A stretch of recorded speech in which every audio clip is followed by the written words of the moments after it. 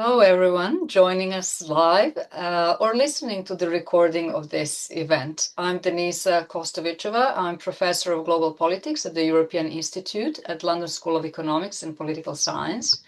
And I'm delighted to welcome you to this exciting event where, together with a panel of experts, we will be discussing open science, gender, and ethics.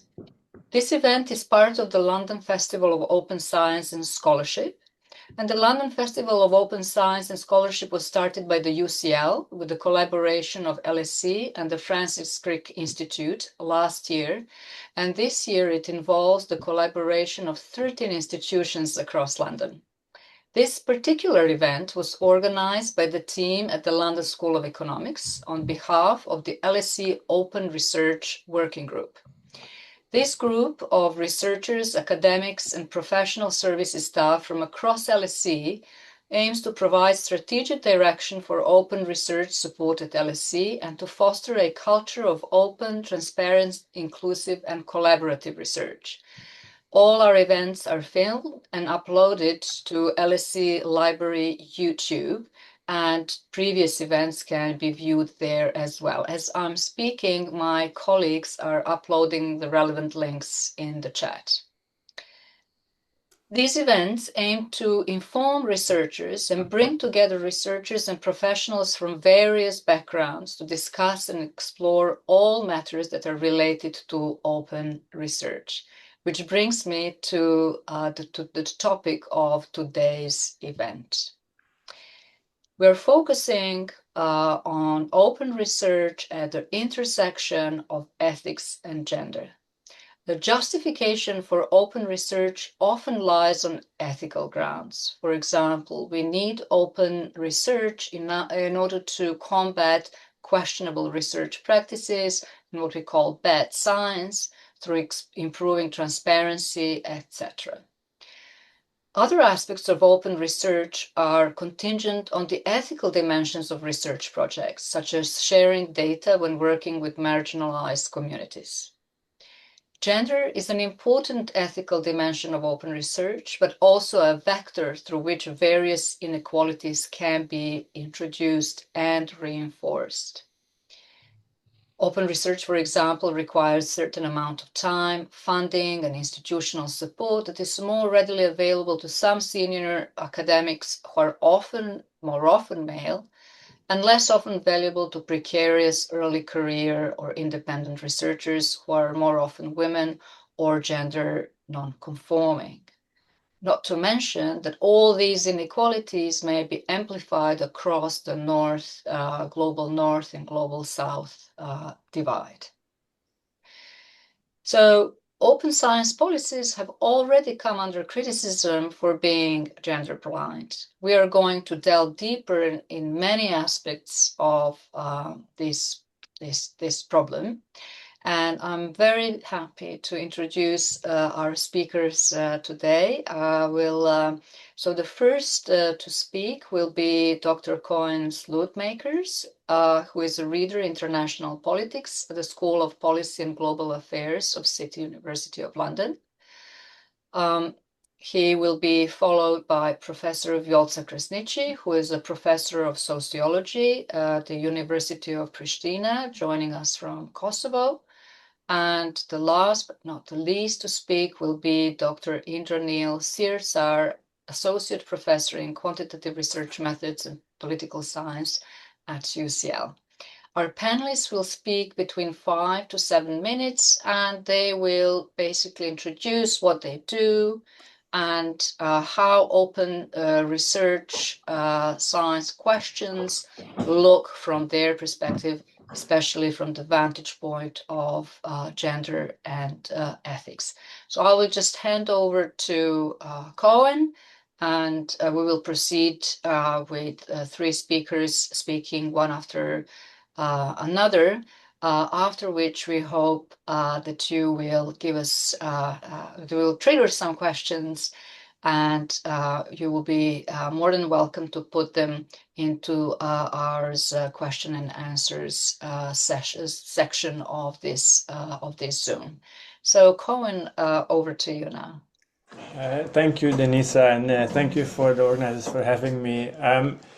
So I, so my research has been for the last 15 years or so on the sexual politics and EU enlargement, and I've been working a lot with doing in-depth empirical work in Serbia with LGBT activists, including sustained periods of field work, and I've been working and writing on this for about quite a long time, including my monograph coming in that was published several years ago at Manchester. And in this work, I trace how EU enlargement conditionality and EU enlargement processes shape LGBT politics in Serbia and what this produces politically and socially in a way of how these kind of norms around equality come into domestic life. And doing this work, as probably noticed, that's quite qualitative, interview-based, and long periods of ethnography and engagement with activists, very collaborative. I often, there's some interviews I spend 7 hours with an activist talking about various different issues. And as I've been doing this research over this period of time, I think it's important to note that a lot of my activists and research participants are not just people I do research with or write about, but they are in many ways political allies. We have a shared political goal of improving the lived experiences of queer people in Serbia. Many of them over the years have become friends, but most importantly, my participants and collaborators live in an environment that can be quite violent towards them. And I think in the recent years in Serbia, that kind of potential for violence has only increased. And so their safety and their visibility is something I, as a researcher, always have to really care about. And I think this goes well beyond the kind of standard ethical concerns of no harm that we're used to in the kind of institutional ethics forms that we have to do. And I bring this up because when we are talking about open research, I think often it's framed, as Denisa indicated, as a methodological and ethics kind of good research practice. But to me, it's very difficult to separate this kind of methodological question of open research from its political question of what is it actually doing. When I think about the data I generated over the years, that data only exists because of the relationships I had with activists and the friendship I have formed, the trust enabled that allowed them to share with me things they may not say to someone else, or because of how we relate to another, how they respond to my questions incredibly situated within that moment. So the trust that was extended to me, especially in conditions that are not always safe, matters in how data is required. And so this idea of open science and data sharing already becomes quite complicated because what happens when someone else enters my research data without the same understanding of where it comes from? Because if we are thinking about data as generated by academia as something that exists, that is neutral, then it can be analyzed, but yet the data I have is very personal, very embodied, very coming through these relationships.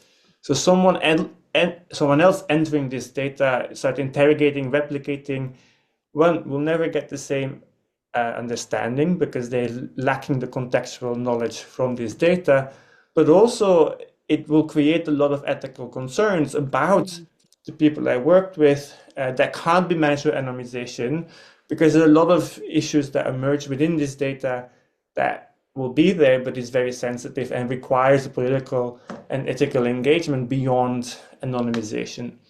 To make this a bit more concrete, one of the things that I talk with my activists about a lot is obviously the activist practice. And in these kind of stories, what often emerges are contestations, conflicts, incidents that happen within a movement. And I have always taken very political point of view that it's not my place as a researcher to air such kind of events, especially knowing that they work in the context of regime where any kind of disagreement between activists may be instrumentalized by the regime in the divide and conquer. So if me to publish about these issues may actually put more damage onto the movement than perhaps I want. And so I have this trust with people, and I always said, I don't write about it, generally speaking, I don't want to harm the movement, but also even if my activists agreed to be named by name or by organization, if I had to mention that there was some kind of friction or whatever because I need to obviously do the research, I would always make sure the people I write about are protected and that this is never causing more damage than you want. So I think that kind of contextual relational judgments about what is actually material that you can and cannot analyze is embedded within this kind of relational and personal experience of doing qualitative research that I think the open science kind of framework hasn't yet really found an answer to, because it still kind of presumes there is data that can be shared, and as long as we have clear protocols of methodology, that would prevent the misuse of data, which from my point of view, I am not convinced about, and I think it's quite naive in terms of what research ethics are, and I think we should kind of think about this a bit more. Now, obviously, I recognize the importance of transparency. I teach research methods at my institution. I am quite, I write a textbook about it and so forth. Accountability is very important. But I think we need to think about what is it that we ask about in this open science framework. For me, it kind of suggests a certain epistemological position of what is research that discounts embodied, political committed, activist engaged kind of research, where our research is not meant to be a neutral observation of the world. It is a positioned engagement with the world for a political point of view, which I think is really important. Without this kind of research, we can't actually give voice to marginalized people who the current system really doesn't allow for. So this kind of epistemological position where the research isn't just a variable that we can control for, that we can test, that we can, replicate to prove that the knowledge we produce is real knowledge, I think is in itself already quite problematic. And it's especially hardly felt for those of us who have a positionality or a position in society, like myself, that is marginalized, that also academia itself pushes out. If you look at how many queer scholars exist in academia, there's many PhD students, but very few with a permanent job. This kind of frameworks actually makes it potentially more dangerous to engage this kind of research, and therefore make the openness then becomes actually making people from marginalized positions more visible and more visible for scrutiny in a way that actually would damage them. And this, I think, is really important. I'm also trying to think of time. This is really important because we're currently living in a world where, one, we need to recognize academia as extractivist. I already feel that I'm making a career of working with marginalized people in Serbia, and I try to give as much as I can back, but it's by nature extractivist. If now this data becomes shared for other people to analyze, then their lived experiences becomes a commodity for other people to gain privilege from, with nothing ever coming back to the people about whom this is, which I think is unethical and shouldn't happen. So that's one dimension. And the other dimension that comes back to the marginalized kind of academic nature is we are living in a world where gender studies, queer studies, critical race studies, any kind of studies that questions the structure and the power of current society are being extremely attacked, often on the grounds that their research isn't research, and they're just like grievance studies, as some of the kind of critics would call it. And so if we demand for this openness, what we create is an environment where those already most marginalized are actually positioned in a place where they are more scrutinized and more attacked by forces that seek to erase marginalized people. So the potential for research to produce change is actually undermined by the potential of this framework. I have much more to say, but I realize I'm over time. So thank you, Colin. I'm sure there will be questions that we can then delve deeper into important issues that you've raised. Violca? Yes, thank you, Denisa. It's a great pleasure to be here today at this webinar. So I would like to start first just giving a little bit of an overview of my research, and then moving on to other questions that were set to discuss at this webinar. So my research examines gender, nation, and transitional justice with a particular focus on conflict-related sexual violence and more broadly collective memory.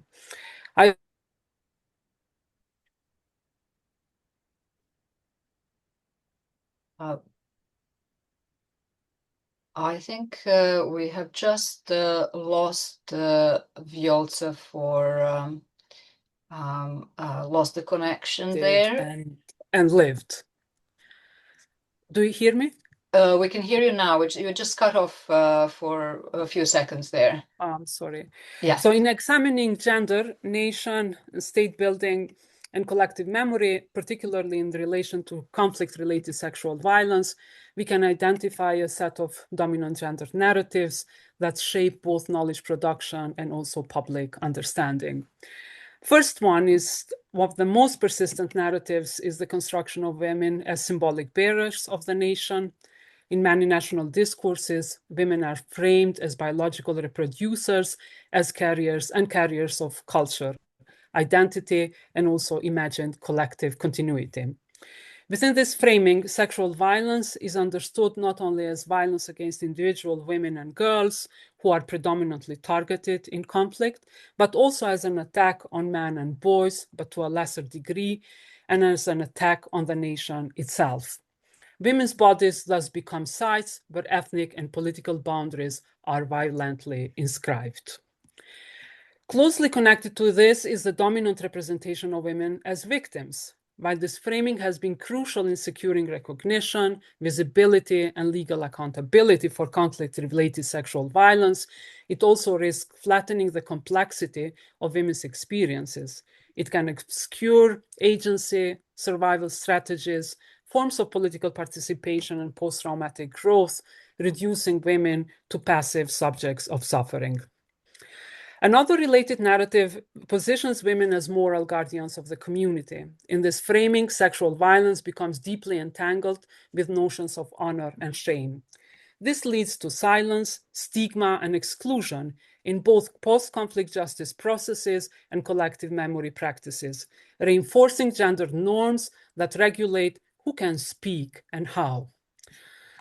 At the same time, gender narratives are also shape how men are understood. Men are constructed as protectors, fighters, or perpetrators, which makes it difficult to recognize male vulnerability. This includes experiences of conflict-related sexual violence, which remains significantly underreported and underrecognized due to stigma and dominant gender expectations. These narratives, of course, need to be challenged through intersectional, context-sensitive, and historically grounded approaches. It is essential to ask whose stories are told, whose are silenced, and how global framework shapes what counts as legitimate knowledge. Gender does not operate in isolation, but is co-constituted with class, ethnicity, race, sexual orientation, age, disability, and rural-urban divides.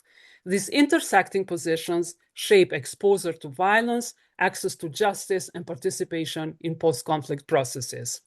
This underscores that conflict and its aftermath are fundamentally gender, and that only a gender and intersectional lens can adequately capture how power, violence, and recovery are unevenly distributed. These narratives also shape how conflicts are remembered, how justice is pursued, and how nations imagine themselves. Turning to ethics, in this field, ethical concerns are not merely procedural.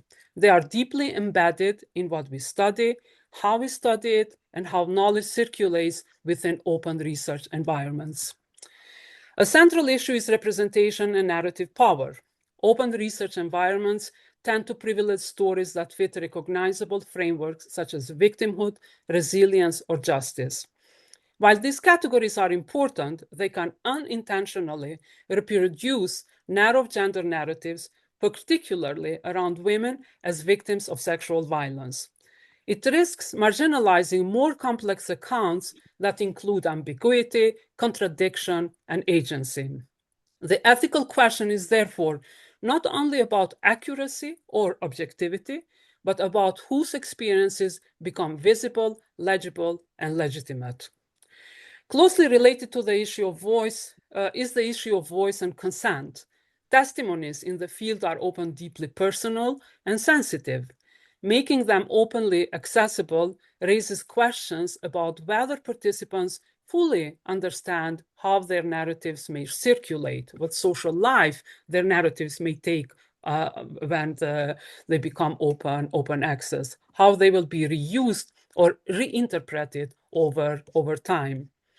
There is also a risk of secondary exposure where individuals may be re-identified or their stories detached from their original context and consumed in ways that cause harm.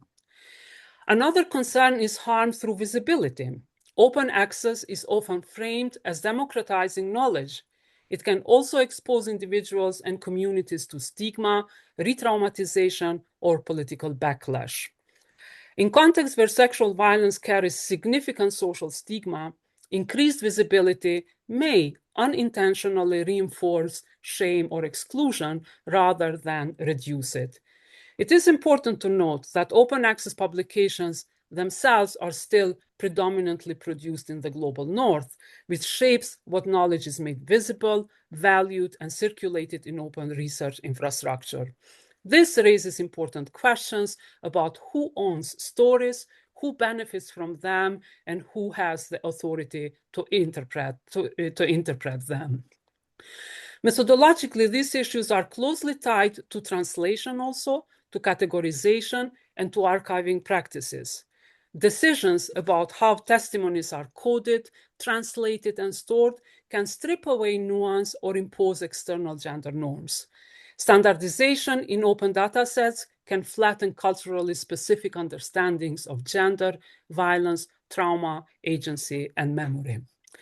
Finally, there is the issue of epistemic justice. Even when open research is framed as inclusive, it can reproduce inequalities in whose knowledge counts. Local, embodied, and non-Western forms of knowledge are often underrepresented or shaped to fit dominant academic paradigms.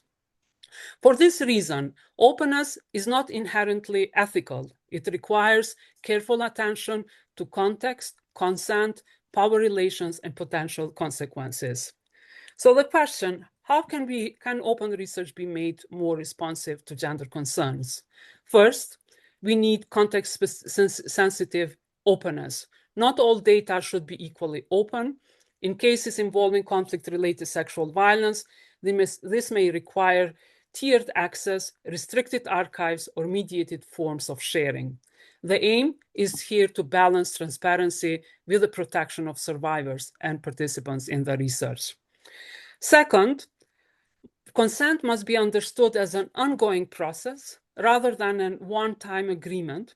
Participants should retain continued awareness of and control over how their narratives are used. This may include dynamic consent models and the possibility of withdrawal or reclassification over time. Third, co-production and shared authorship should be prioritized. Participants should be involved not only as sources of data, but as partners in interpretation and dissemination.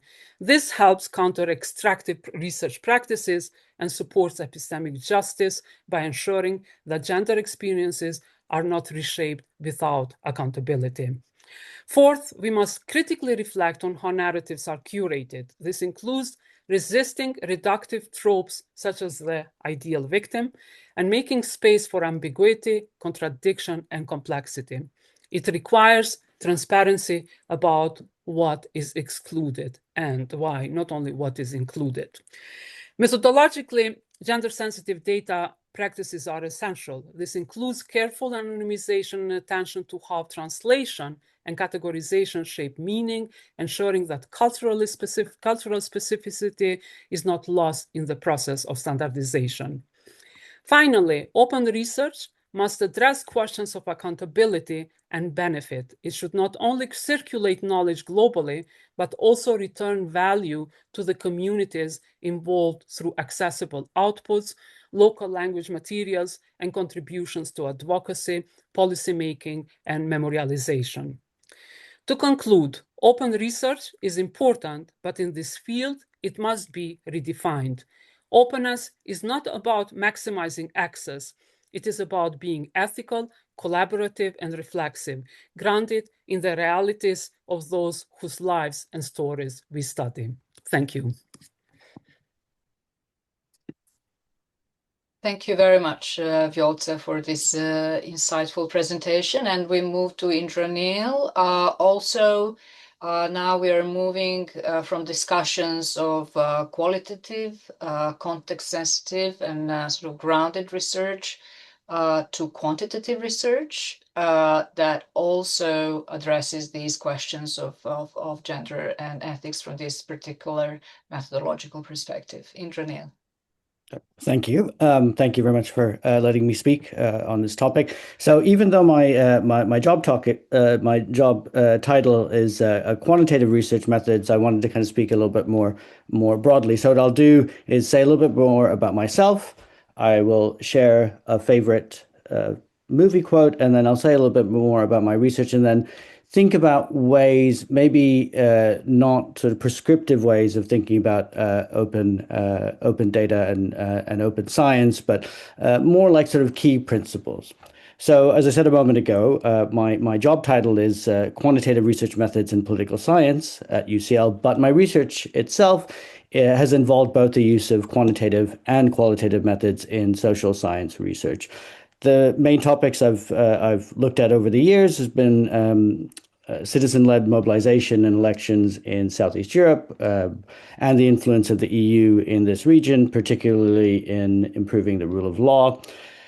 Closer to home here in the UK, I've studied citizen participation in local decision-making in East London and in Leeds. Before I was at UCL, I worked in the Department of Methodology at LSE, which is multidisciplinary, so kind of across the social sciences, but also a department which is a sort of multi-method department. So, been exposed to qualitative, quantitative, and computational methods in social science research.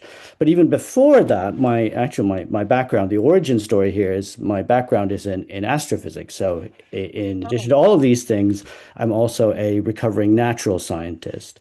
And so back in the days when I was beginning in my natural science journey back in the 1990s, I watched Jurassic Park in the cinema, and there's a quote that really struck me at the time, and I've sort of seen it sort of scattered about in the internet now and again.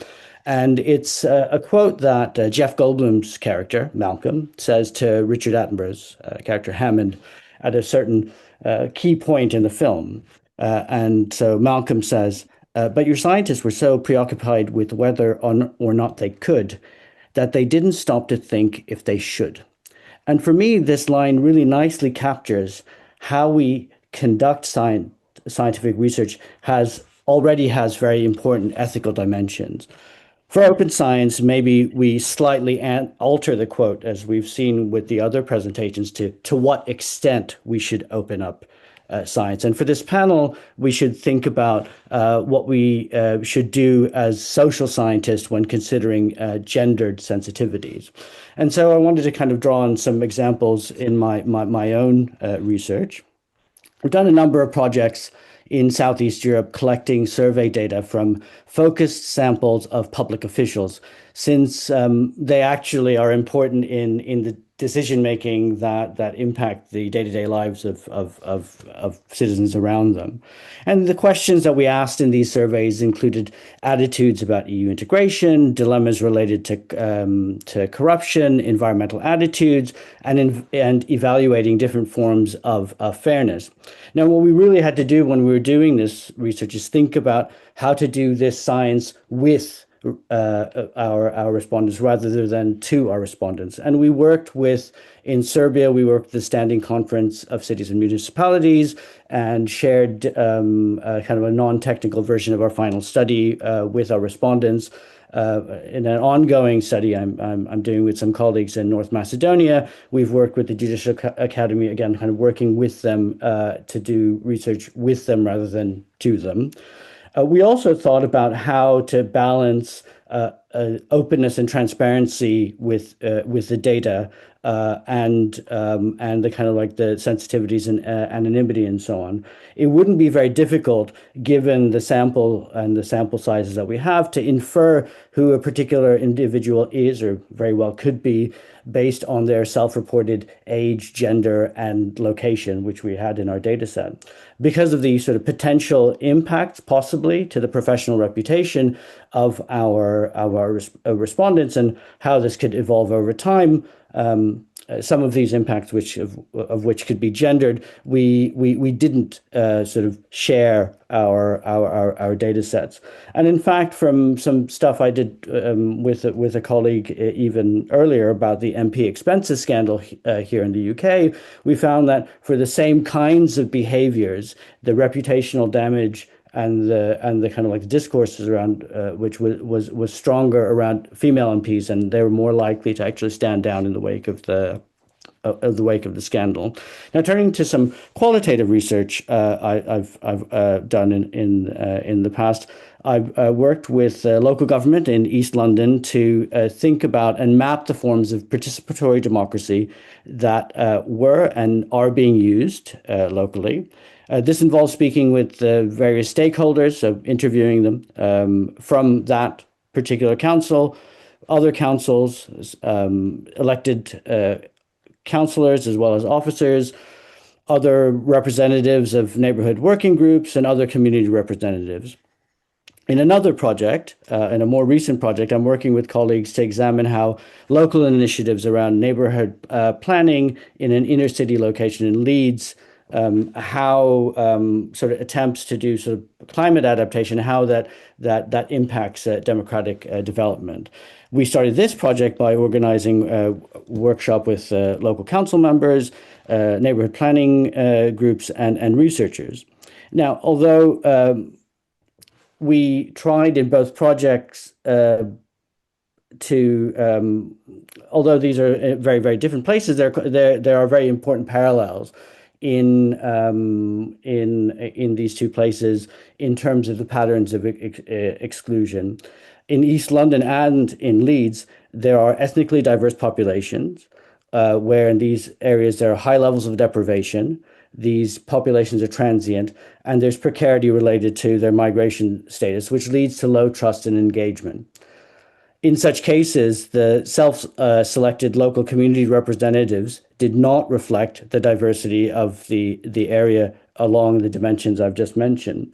Moreover, those who did speak for their communities tended to be male with work and a kind of vista outside the home, while we couldn't directly interact or find out the stories of those who were largely confined to the home, where females do a lion's share of invisible and intergenerational care.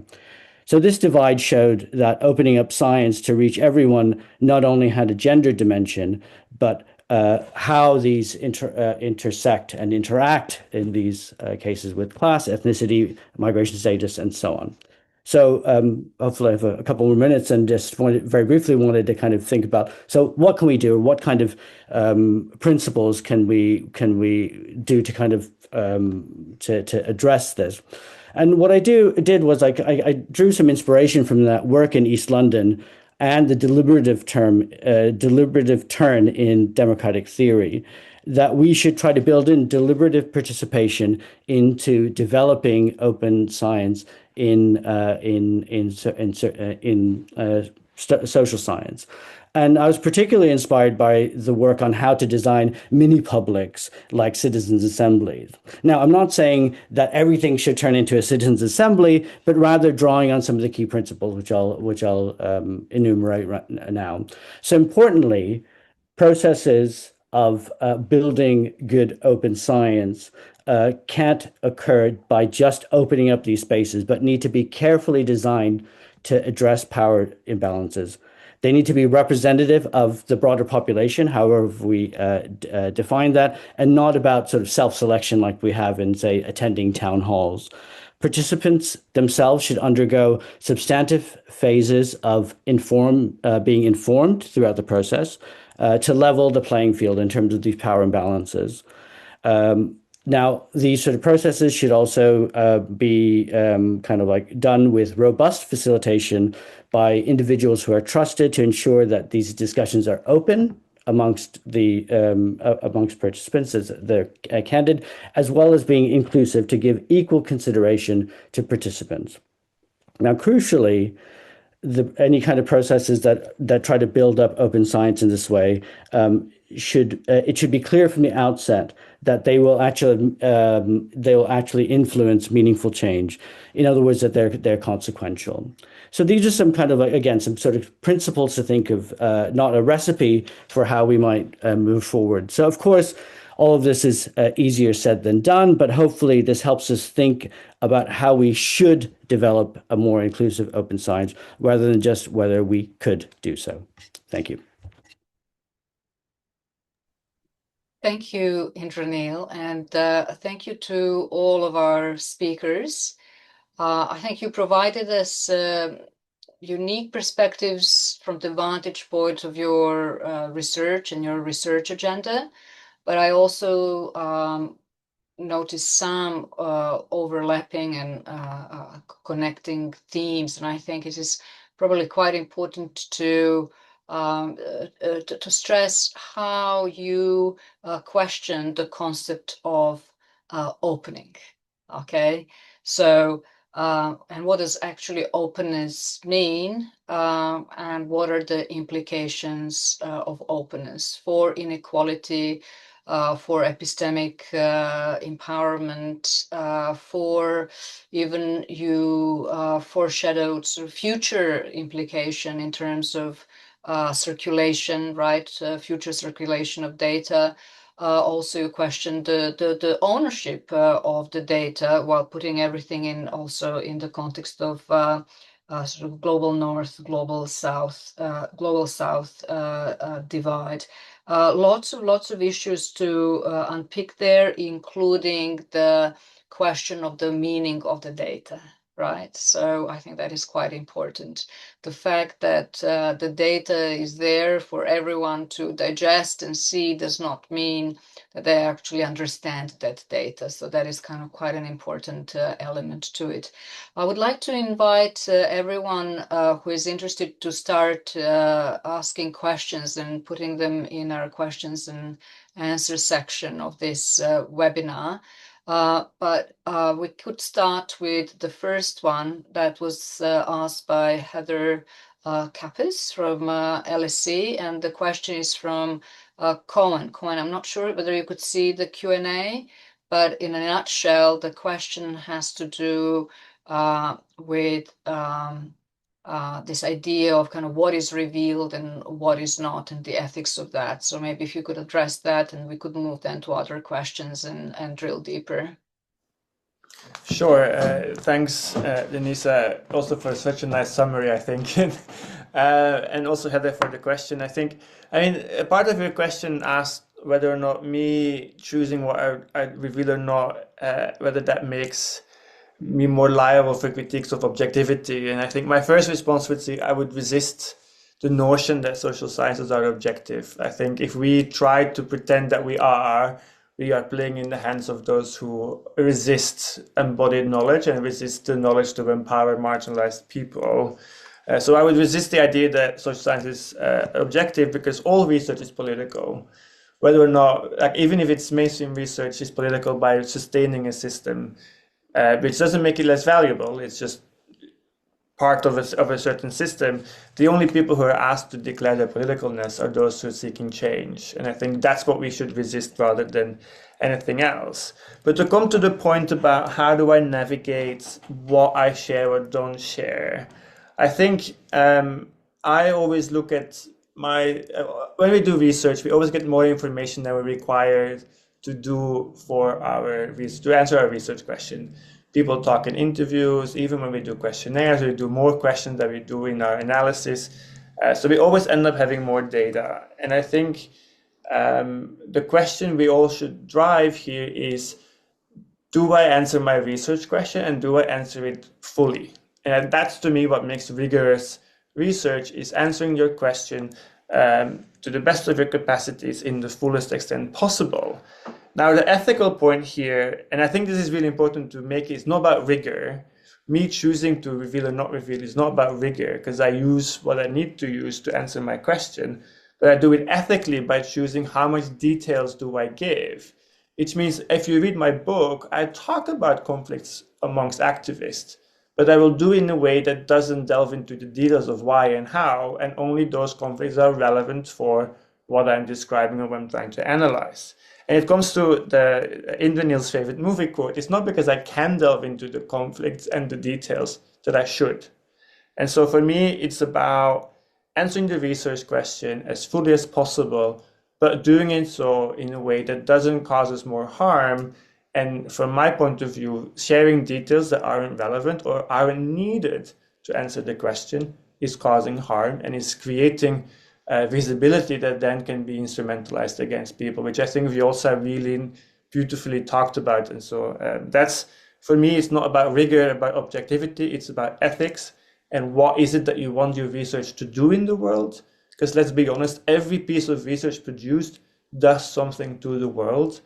Even the most objective, scientific, rigorous research, or in the classical kind of social science or positivist methods, is changing the world. And so we need to be conscious about what we want our research to do. And that, to me, is the core question of this discussion, I think. Thank you, Cohen. While we are awaiting further questions, I will ask Vjolta. So I think one of the important points that emerged across all the three presentations is that open science, because of despite the openness, it is not necessarily ethical. I think that is quite important. But also, Vjolta, you raised the questions of epistemic injustice. So I think it is a quite, I think it would be quite useful to delve into this deeper.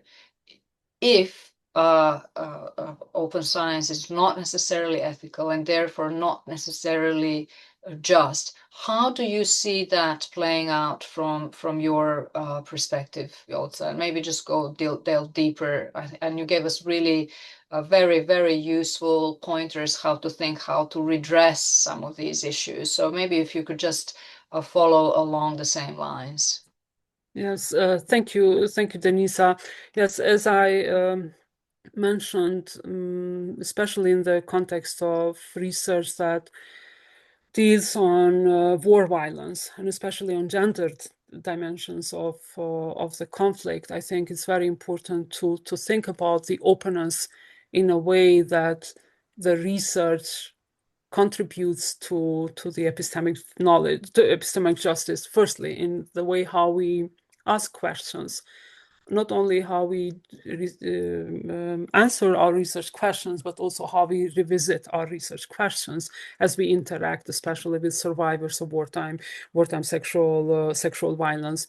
Second is that when the epistemic justice in the context of wartime sexual violence also requires that attentiveness to the voice, to the dignity, and also to the narratives and the narrative power of the survivors themselves sharing stories. So how we make that visible or how we frame it in that way that would contribute to empowerment and to agency of the survivors, rather than making them vulnerable to more symbolic violence, and especially through that comes per se from the stigmatization of wartime sexual violence. So here the question is also how to expand the epistemic justice through more generosity within the research process that necessarily does not look at research as as a process that will have an outcome, but rather than focuses on the process itself. And in that process, I think ethics become very crucial, not to open up all the messiness of the research process, especially when we do research with qualitative methods, but rather than preserving that dignity, paying attention to the voice, paying attention to the possibilities of empowerment, also bringing through research, bringing back to those communities, bringing back to the participants in the research that the research is a platform for them to gain agency. And another dimension, I think, related to the epistemic justice, that I think predominantly research is published in English language.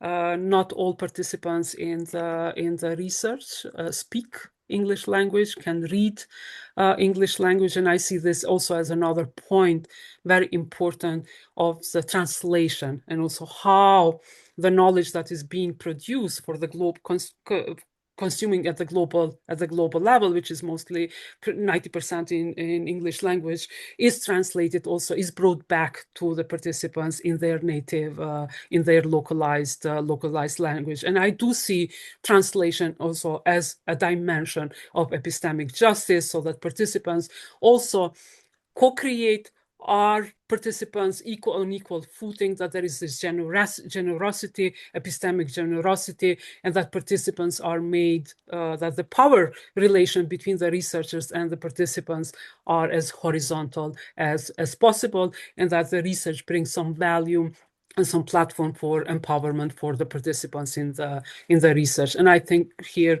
especially important for survivors of war violence in general, and in particular for survivors of wartime sexual violence. Thank you, Yolce. So your comments now, and somewhat implicitly, I think, in our discussion until now, I think there is this understanding, which is very important to highlight, and that is that open science is not something that happens only at the very end of research, right? When we discuss the questions, sort of opening in terms of data sharing.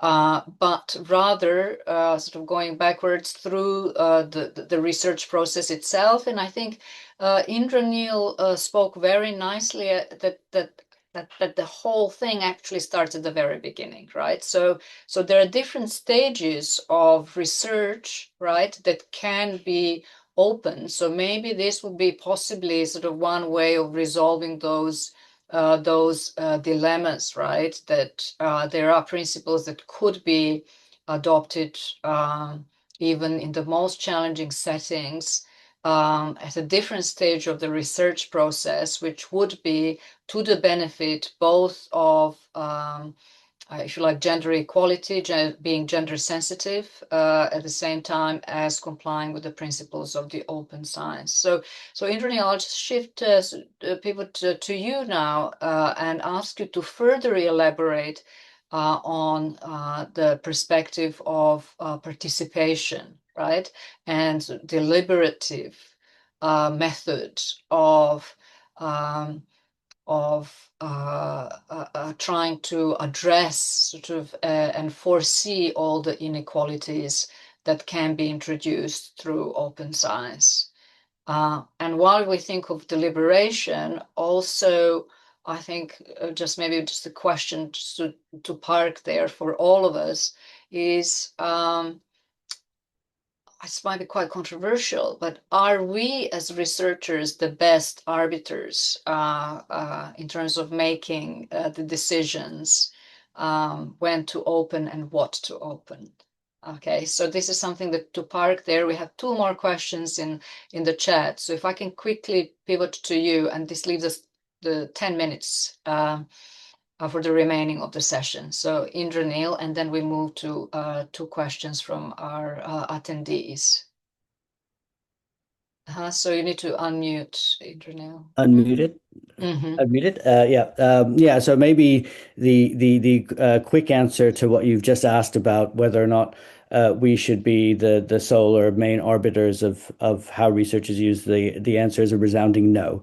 I think there's a consensus on this panel talking about sort of like co-production, the kind of responsibility we have to our respondents, whether it's quantitative or qualitative research, and or in fact using sort of kind of more sort of like data science oriented, like the data are trained on things and that data is embedded in some way. So I think absolutely the idea of building in or thinking about what does a deliberative and participatory version of all of this look like is purely so that you bring in these other voices. And I think it's not just about one particular domain of the science, but we can think of these, I don't know, interconnected ecosystems of science, science as production, which we're part of, but so are our researchers, the research assistants, the funding bodies. There's an ecosystem around publication of sort of publishers and reviewers. That's another ecosystem. There's an ecosystem around the audience, who the sort of like recipients are. They, and people can embody more than one of these sort of roles. But I can sort of like imagine that in an abstract sense, the idea of bringing in a discussion or a deliberation, of not having some kind of like a top-down diktat of how one should open up, and who that should be up to those who are sort of like the subjects of what's being kind of like open up. So again, I think we've all been sort of, I think there's a broad consensus around that, but I do think that it's not just right at the end when you have something published and then you get the email saying, well, now can you send us a link to where your data your data is being stored. It's actually looking at each of those sort of like different ecosystems, how they sort of link together, and in each of those stages there's a deliberative and participatory and a question there about whether we should, how much we should open, and for whom, and doing again this sort of research with rather than research to the things that we study. Thank you very much, Indranil. So if I can just jump onto that last point about, I like the way that you framed it as an ecosystem, right, in which the decisions are being made.